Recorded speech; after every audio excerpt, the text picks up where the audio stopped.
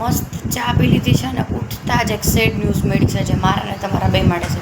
આપણો શ્રીવું જે અહીંયા હતો નાનો નાનો ખિસકોલો, એટલે આમ તો નાનો નહોતો, ઓલમોસ્ટ એ 1-1.5 મહિના જેવું તો ઘરે રહ્યો અને એ વયો ગયો. મમ્મી કે ઘણી રોકવાની ટ્રાય કરી પણ હશે, એની આઝાદી છે, લેણા જેટલા હશે એટલા નિભાવતો ગયો અને શ્રીવું વયો ગયો. અને બહુ ભૂખ લાગી એટલે મમ્મી મારા માટે બાલાજીના ખાખરા લઈ આવી અમિત મામાની દુકાનેથી. જમીને આપણે થઈ ગયા છીએ ફ્રી અને ટીવીમાં ચાલી રહ્યું છે એનાબેલા મૂવી. એટલું બીક લાગે એવું છે ને કે 2-2 મિનિટે બીક લાગે છે. પિક્ચર જોઈ લીધું પણ તોય તે ખબર નહીં મારું મન નથી લાગતું શું હોય ગમતું નથી. એના કરતાં એવું થાય પહેલેથી જ ન આવ્યો હોત ને તો સારું હોત એમ. આવીને પછી અચાનક છોડીને વયો જાય, અચાનક કેટલું દુઃખ થાય. હું અને મારી નજરની સામે જોઉં છું, કેટલી વાર મેં બોલાવ્યો શ્રીવું તોય આવ્યો નહીં. પ્લીઝ ભગવાનને પ્રાર્થના કરો ભલે મને એના ઘરમાં બાંધીને રાખવો એવું ઇન્ટેન્શન નથી, પણ મને કેને જોવાની આદત પડી ગઈ. એકવાર ખાલી મારી પાસે આવી જાય શ્રીવું. કેટલા બધા ખિસકોલા આજુબાજુ એમ, એને જોઈને ઘડી ઘડે જો મારી સામે નજરની સામે અત્યારે જાય તો એ બોલતો નથી. મેં પૂરી ટ્રાય કરી કે એ લઈ શકે અંદર, પણ એ 108ની સ્પીડમાં વયો ગયો. ખાલી એકવાર રોજ આવીને મળી જાય, ઘરે આવીને રોટલી બોટલી ખાઈ જાય તો એવું થાય કે હાશ હજી મારી પાસે છે.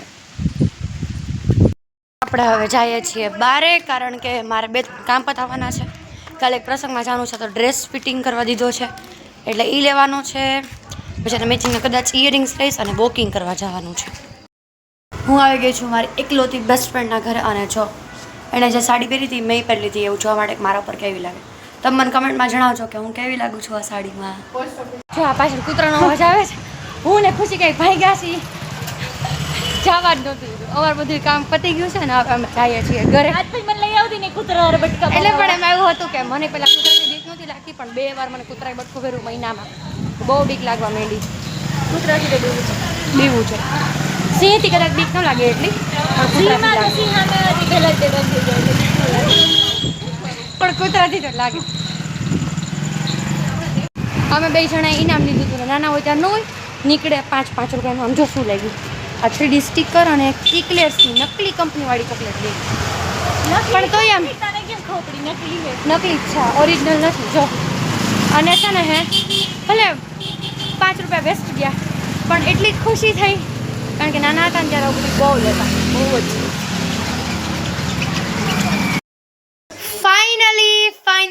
ફાઇનલી ભક્તિ દવેના આસુડા વ્યર્થ નથી ગયા, દ્વારકાધીશે સાંભળી લીધા અને શ્રીવું પાછો આવી ગયો ઘરે. જે આપણો ઢીંગલો રોટલી ખાય છે, નાનો શ્રીવું ઉઠી ગયો છે. પેલા સૂતો હતો અત્યારે ઉઠી ગયો છે. પપ્પા મેચ જોવે છે જો. અને મારી બેન ભૈરા ભૂમાં કામ કરે છે. મને કે તું વ્લોગમાં મને લે કે હું બટેટા વડાના ગોળા વાળું એવું મને કે છે. એટલે એ ભૈરા ભૂમાં બેસે અને મેં દેખાડો કરે અને એમાં જો વાલો ઢીંગો નાનો રોટી ખાય છે. તો મમ્મીએ બનાવી નાખ્યા છે ભજીયા, આજે જમવા ભજીયા છે અને છેલ્લે હું મમ્મી 2 જ જમવા બાકી હતા એટલે અમે 2 જણા જમવા માટે બેસી ગયા છે. આપણને આજે મન થયું એવું કે કંઈક કરાવો કે માં ગાય, કેટલા ટાઈમથી ગાયો નથી એટલે ચાલો તમને સંભળાવો.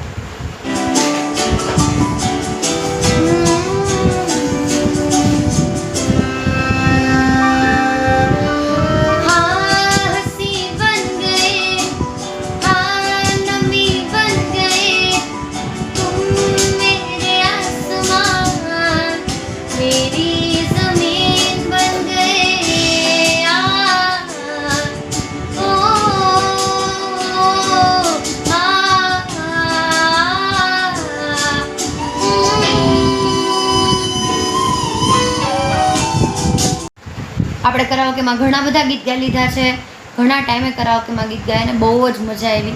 તમને જો મારા વિડીયો જોવા ગમતા હોય તો મારી ચેનલને લાઈક, શેર અને સબસ્ક્રાઈબ કરજો અને તમારા મિત્રો અને પરિવારજનો પણ સાથે શેર કરજો મારા વિડીયોઝ. આ સાથે આપણે આજના બ્લોગને એન્ડ કરીએ છીએ. જય દ્વારિકાધીશ, જય શ્રી કૃષ્ણ, શુભરાત્રિ.